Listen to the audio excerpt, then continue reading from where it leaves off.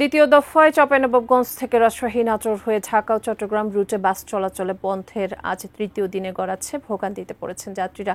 এ নিয়ে বিস্তারিত জানাচ্ছেন এখন আমাদের চাঁপাইনবাবগঞ্জ প্রতিনিধি মোহাম্মদ নাদিম হোসেন।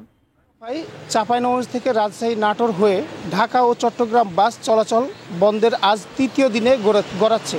বৃহস্পতিবার রাত 10টা থেকে দ্বিতীয় দফায় বাস চলাচল বন্ধ করে দেয় মালিকপক্ষ।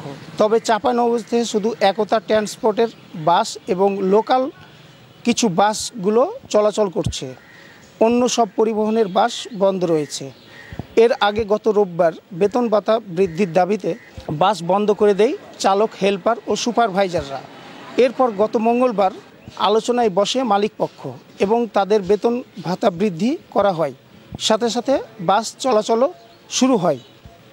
মালিকদের দাবি, ওই সভায় চালকদের কিছু শর্ত দেওয়া হয়েছিল। এর মধ্যে অন্যতম হচ্ছে দূরপাল্লার বাস যেখানে সেখানে থামিয়ে যাত্রী তোলা যাবে না, কিন্তু চালকরা সেটা মানছে না। চাঁপাইনবাবগঞ্জ থেকে ঢাকা সহ দূরের গন্তব্যে যাওয়ার জন্য প্রধান মাধ্যম হচ্ছে বাস, কারণ চাঁপাইনবাবগঞ্জ থেকে মাত্র একটি ট্রেন ঢাকার উদ্দেশ্যে ছেড়ে যায়।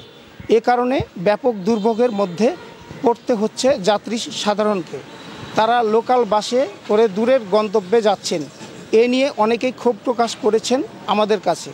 তারা বলছেন, বারবারই মালিক ও শ্রমিকদের দ্বন্দ্বের খেসারত দিতে হচ্ছে যাত্রীদের।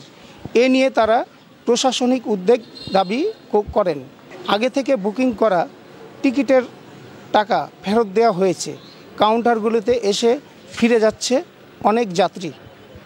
আমার কাছে ঢাকা বাস স্ট্যান্ড থেকে এই ছিল সর্বশেষ।